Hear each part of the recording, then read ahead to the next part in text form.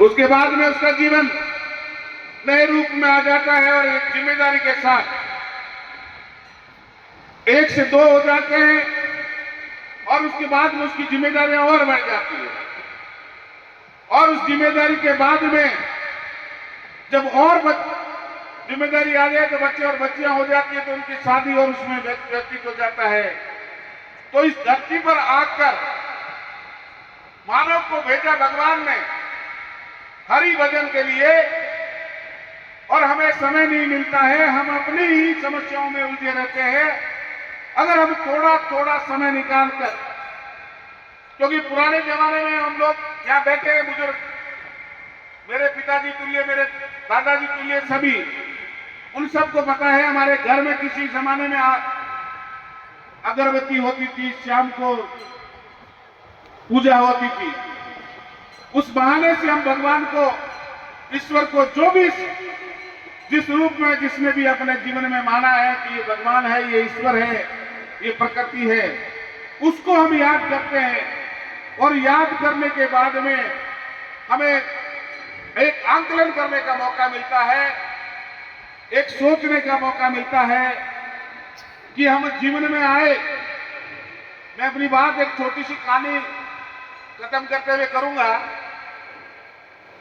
कि एक बहुत बड़ा सेठ आदमी और उसका अंतिम समय आ गया। भगवान ने उसको सब कुछ दिया, कैसे पैसा कमाना है, कैसे कुछ करना है, और उसने किया। लेकिन जब अंत समय आया, अच्छे से अच्छे हॉस्पिटल में वो था, लेकिन जब उसको अंत समय में अपना, जब कहते नहीं कि पर्दे के रूप में जब जीवन में पता लगता है कि मैं आया और मैंने अपने जीवन में थारी मारी, उसको उसकी करते हुए जीवन खत्म कर दिया है। जीवन मैं छोड़ के जा रहा हूं इस संसार को, और मैंने कोई अच्छा ऐसा कोई काम नहीं किया जिसके कारण से मुझे याद रखा जाए। तो वहां एक नर्सिंग स्टाफ होता ही है, उस नर्सिंग स्टाफ ने पूछा, भाई साहब क्या हुआ, आप तो बहुत पैसे वाले हो, परिवार भी बड़ा है, सुख और दुख आपने सुख ही सुख देखा है, दुख तो शायद देखा ही नहीं है, फिर ये अंत समय आप क्यों रो रहे हो?